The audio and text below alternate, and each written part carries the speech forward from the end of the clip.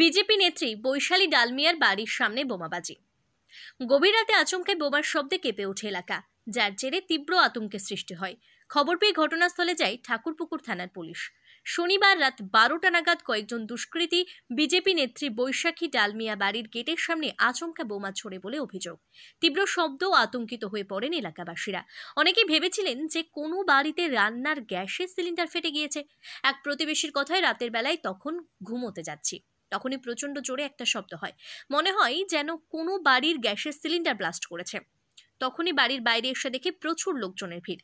গ্রামবাসীরা যখন বুঝতে পারেন যে সেখানে বোমাবাজি চলছে, তখন তারা পুলিশে খবর দেন। ঘটনাস্থলে পৌঁছয় ঠাকুরপুকুর থানার পুলিশ। পুলিশ ঘটনাস্থল থেকে বোমার সুতলি ও স্টোন চিপ উদ্ধার করেছে। এ ব্যাপারে এলাকাবাসীদের জিজ্ঞাসাবাদ করা হচ্ছে, তবে তারা এই ঘটনা জানিয়েছে তা এখনো স্পষ্ট নয় পুলিশের কাছে।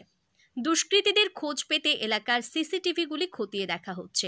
জানা যাচ্ছে বিজেপি নেত্রী এখন ঠাকুরপুকুর থানার কাছে একটি বাড়িতে থাকেন। উনি সেই বাড়ি লক্ষ্য করে চলে বোমাবাজি। তবে কি কারণে এই ঘটনা ঘটল তা এখনো স্পষ্ট নয়। ঘটনার জেরে কেউ আহত হয়েছে কিনা তাও এখনো জানা যায়নি। গতকাল রাতের ঘটনার পর রবিবার সকাল থেকেই চাপা উত্তেজনা রয়েছে গোটা এলাকায়। ইতিমধ্যে গোটা এলাকা ঠাকুরপুকুর থানার পুলিশ বাহিনী নিরাপত্তার কারণে মোতায়েন করা হয়েছে। আগুন দেখতে পাচ্ছি, ধোঁয়া দেখতে পাচ্ছি, আর ডালা ডালা ডালা ডালা আগুন এই বাড়ির ভেতরে আমার চলে গেল।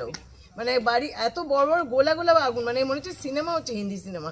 এরকম যে কি হচ্ছে কলকাতা, তো কোনো মানে সেফটিই নেই দেখতে পাচ্ছি। যে এরকম ভাবে যদি একটা মানে শহরের মধ্যে, হ্যাঁ শহরের মধ্যে মেন জায়গায় যদি এইভাবে মানুষের ওপর বোমাবাজি করা হয়, এইরকম বড় দেওয়াল আর এই তার কাঁটা আটকে গেল বলে তাই। এবার যদি তার কাঁটা না থাকতো সোজা তো আমার জানলাতেই গিয়ে লাগতো না, আর আমি তো ওখানে বসে ওটা যদি লাগতো মানুষ তক্ষুনি যাবেই যাবে একদম স্পট ডেট। কারণ মনে করছে না, কারণটা তো বুঝতে পারছি না কি কারণ হতে পারে। এটা তো একটা কারণেই বুঝতে পারছি যে ভীষণ আনসেফ হয়ে গেছে কলকাতা, যাচ্ছে তাই ব্যাপার। যে এবার আমার ছেলে এ তো গাড়ি করেও যা আশা করছি না, সবসময় তো ঘুরছি অন দ্য মুভ। এবারে যদি রাত্রিবেলা গাড়ি করে আসতে আসতে ওই বাইকটা যদি আমাদের গাড়িতেই ছুঁড়ে দিত, তাহলে গাড়ি শুধুই উড়ে যেতাম।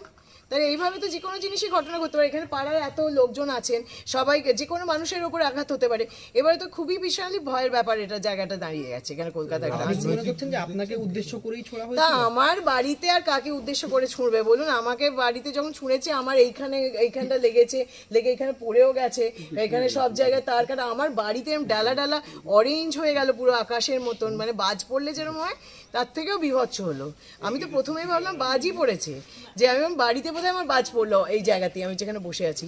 তারপরে ভাবলাম বোধহয় যে আমি বুঝতে পারছি না এত আগুন কিসের আগুন বুঝতে পারছি না। তো রাজনৈতিক